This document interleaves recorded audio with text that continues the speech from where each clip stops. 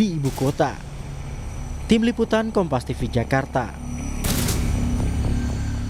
Soal dari imbas cuaca ekstrim terhadap banjir di Jakarta, kita bahas bersama dengan staf sus Gubernur DKI Jakarta bidang pembangunan dan tata kota Nirwono Yoga, serta ada Ketua Tim Prediksi dan Peringatan Dini Cuaca BMKG Miming Saifuddin. Selamat malam Mas Yoga, Pak Miming. Selamat malam Mas Miming, selamat malam Pak Miming. Saya yang pertama ingin ke Mas Yoga dengan ratusan RT terendam banjir dalam 2 hari terakhir.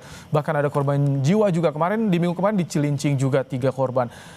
Ini telat tidak Mas Yoga, Pemprov DKI Jakarta memitigasi dampak cuaca ekstrim ini Mas Yoga? Ya, secara umum memang sudah dilakukan antisipasi ya. Di luar tentu fakta bahwa cuaca ekstrim dalam beberapa hari ini melanda Jakarta dan juga Bodetabek sebenarnya secara keseluruhan ya. Nanti Pak Mimin bisa menjelaskan curah hujannya. Yang pertama perlu digarisbawahi adalah antisipasi dan mitigasi sudah disiapkan sejak bulan Desember sebenarnya. Dengan pertimbangan tentu pada kondisi-kondisi yang sudah didata sebelumnya dalam kondisi tentunya normal ya. Artinya dengan cuaca ekstrim perlu ada perlakuan khusus tentunya. Ini yang pertama. Kemudian yang kedua, sampai dengan hari ini beberapa wilayah memang masih tergenang ya. Dari pagi misalnya kami berkunjung ke Kali Cakung Lama ya, daerah utara, kemudian ke Cengkareng Drain ya, daerah Jakarta Barat.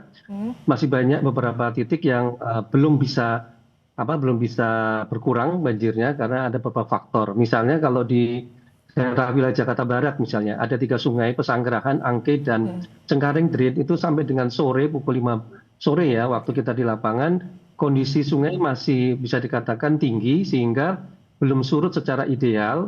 Ini yang mengakibatkan tidak bisa dilakukan pemompaan secara maksimal. Tidak dilakukan ya, normalisasi jauh-jauh hari Pak Yoga? Ya. Tidak dilakukan normalisasi jauh-jauh hari soal aliran sungai, kemudian juga drainase di Jakarta dipulihkan sebelum memasuki musim penghujan?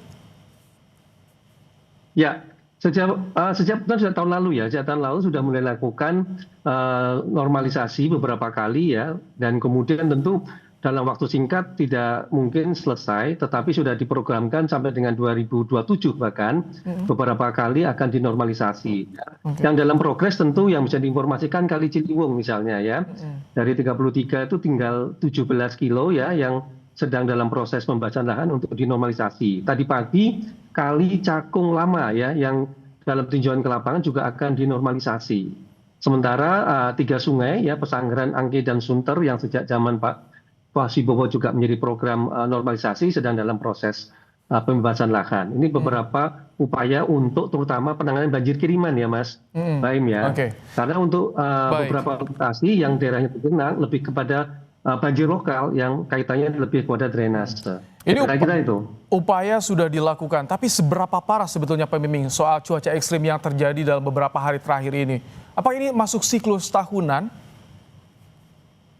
Ya, kalau bicara terkait dengan kondisi saat ini, ada yang perlu kita pahami bahwa untuk bulan Januari Februari ini sebenarnya kita sudah memasuki ya, sejak awal Januari, pertengahan Januari itu sudah memasuki periode puncak musim hujan. Terutama kalau kita bicara wilayah Jabodetabek, artinya secara keseluruhan wilayah Jawa bagian barat termasuk Banten, Jabodetabek itu berada saat ini pada posisi puncak musim hujan, sehingga paling tidak sampai awal Februari nanti kondisi tersebut masih berlangsung. Artinya kita itu di periode puncak musim hujan. Sehingga apa yang terjadi? Kemudian kondisi saat ini kan kita berada pada fase dipengaruhi oleh kondisi global di mana ada La Nina lemah yang notabene ini secara umum bisa berkontribusi terhadap peningkatan curah hujan ya di sebagian wilayah Indonesia. Kemudian dalam beberapa 2 minggu terakhir ini kita dipengaruhi oleh dinamika atmosfer yang cukup signifikan juga, yaitu peningkatan monsun di mana aliran massa udara dari utara ke selatan ini menjadi cukup signifikan, membawa uap air yang signifikan menimbulkan curah hujan yang sangat tinggi di wilayah Jawa Barat. Nah, sehingga di Jawa Barat dan Jabodetabek. Kemudian sehingga apa yang terjadi di 2 hari bahkan 3 hari terakhir, ini kondisi curah hujan mencapai ekstrim itu terjadi di wilayah Jakarta terutama ya. Kami mencatat bahwa Untuk kondisi yang kemarin, periode hujan tanggal 22 hingga tadi pagi, ini terukur sampai 189 di wilayah Muara Angke. Dan secara umum di sepekan terakhir, ini kondisi curah hujan itu justru ada di wilayah Jakarta, konsentrasi tingginya. Kalau di wilayah selatan justru dia tidak terlalu tinggi curah hujannya. Oke. Bahkan kami memonitor di tanggal 17 kemarin, ini lebih tinggi lagi, sampai 267 milimeter Ini ukurannya. sebetulnya potensi cuaca buruk di awal Januari sudah diprediksi disampaikan oleh BMKG di akhir tahun 2025. Jadi upaya ke depan seperti apa? Ini penanganan warga terdampak, Mas Yoga, dan juga ke depan soal bagaimana RTH juga dulu Anda sempat menyinggung soal RTH Jakarta. Ya, betul. Ya, jadi saya membagi menjadi tiga ya. Menjadi tiga itu dalam arti proses untuk mitigasi jangka pendek, jangka menengah, dan jangka panjang ya. Berdasarkan data dari BMKG misalnya, untuk jangka pendek ya itu dalam beberapa hari ke depan, misalnya sampai dengan tanggal 27 ya, akan dilakukan operasi modifikasi cuaca yang tujuannya sebenarnya untuk mengurangi curah hujan dan intensitas hujan, di mana akan berdampak terhadap misal daerah-daerah yang terdampak banjir bisa berkurang surutnya sehingga dapat segera dilakukan operasi penanganan maupun mitigasi di lapangan. Sementara itu juga tentu akan mengoptimalkan pompa-pompa yang ada. Tapi ini dalam jangka pendek. Sementara untuk jangka menengah tentu kita ada 3 program utama yang sedang disiapkan seperti normalisasi kali ya, dalam konteks tadi ada beberapa sungai termasuk Ciliwung tadi, pembangunan waduk baru ya. Waduk baru sudah ada 5 waduk di daerah timur, 2 waduk di selatan, dan 2 waduk di Jakarta Barat ya, yang sebagai upaya mitigasi jangka menengah. Sementara untuk jangka panjang tentu program terbesarnya seperti Mas Bim bilang tadi, penyediaan ruang terbuka hijau, kemudian juga rehabilitasi atau peremajaan saluran drainase, sehingga secara umum upaya penanganan banjir secara menyeluruh juga dapat dilakukan. Mas Yoga, ini catatannya satu hal adalah juga, Mas Yoga, maaf saya potong, satu hal juga soal penertiban proyek galian, karena ini memperparah kemacetan imbas banjir, Mas Yoga. apa? Maaf? Soal penertiban proyek galian, ini kan yang salah satu memperparah kemacetan imbas banjir. Proyek-proyek galian. Penertiban, maaf? Proyek galian kan. Iya, betul. Ya, betul. Jadi dalam evaluasi terakhir kemarin memang sudah diantisipasi beberapa proyek penggalian yang diidentifikasi maupun beberapa proyek juga nih sebenarnya yang menghambat, terutama aliran air.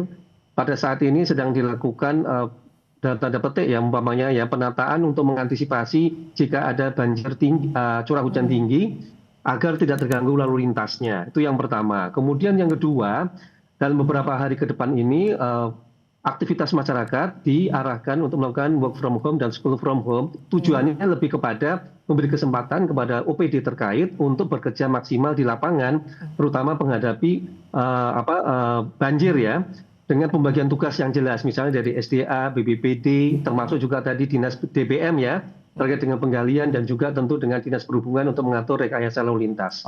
Itu beberapa hal yang sedang dan akan disiapkan. Baik. Terima kasih, Mas Bayu. Pak Miming, dalam beberapa hari ke depan, sampai kapan nih cuaca ekstrim akan terjadi di Januari ini atau sampai Februari, Pak Miming? Baik, kalau bicara terkait dengan jangka pendek, sebenarnya seperti yang tadi disampaikan di periode hingga akhir Januari ini tetap harus waspada ya, paling tidak dalam jangka pendek sepekan ke depan, karena kami memonitor untuk wilayah DKI Jakarta sendiri, karena kan selama ini di beberapa terakhir ini justru konsentrasi hujan itu lebih banyak di wilayah Jakarta ya dibandingkan dengan wilayah Bogor, sehingga hujan lokal yang sangat tinggi itu cukup sangat signifikan gitu ya. Nah, kondisi ini masih agak berkurang nih di 2 hari ke depan gitu ya. Tetapi eskalasi sekitar tanggal 27 28 ini ada eskalasi lagi peningkatan curah hujan khususnya di wilayah DKI Jakarta, kemudian didukung di wilayah selatan juga, terutama di wilayah Bogor, ini yang harus diwaspadai. Nah, kemudian kalau dalam jangka panjang tentunya kondisi cuaca ekstrim ini masih bisa terjadi hingga periode April. Karena setelah puncak musim hujan, kita nanti akan memasuki periode pancaroba gitu ya. Nah, justru curah hujan ekstrim itu juga masih sering terjadi di periode-periode pancaroba. Meskipun karakteristik hujannya tidak seperti sekarang gitu ya, seharian hujan. Kalau di periode pancaroba nanti hujannya sebentar tetapi deras sekali. Nah, seperti itu. Jadi kalau kita bicara sampai kapan cuaca ekstrim, paling tidak sampai bulan Maret, bulan April ini kondisi ini masih bisa terjadi curah hujan tinggi seperti itu. Baik, Mas Yoga, mungkin ini soal kompensasi bagi warga terdampak bagaimana? Banyak yang kemacetan terkena dampaknya berjam-jam. rumah sampai terendam. Ada seperti apa dari Pemprov, Mas Yoga? Ya, secara umum ada 3 juga yang perlu diberi catatan tadi ya. Kalau kita lihat dalam beberapa hari memang dampak dari beberapa wilayah yang tergenang mengakibatkan kemacetan lalu lintas. Oleh karena itu sedang dilakukan terutama titik-titik yang terjadi genangan banjir terkait dengan terutama ketersediaan saluran drainase dan juga optimalisasi pompa ya. Di samping juga didukung dengan dukungan rekayasa lalu lintas dari teman-teman di Sub.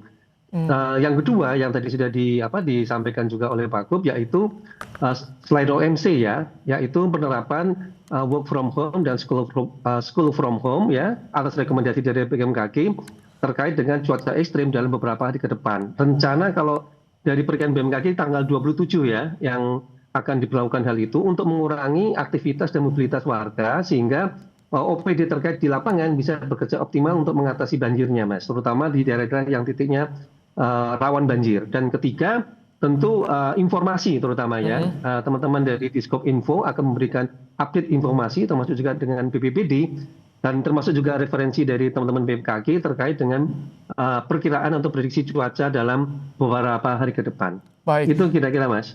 Terima kasih bagaimana Pak Nirwono Yoga menyampaikan penanganan masalah banjir yang melanda Jakarta. Terima kasih juga Pak Miming Saifuddin dari BMKG yang menyampaikan potensi cuaca dalam beberapa hari ke depan. Terima kasih telah bergabung di Kompas Malam hari ini.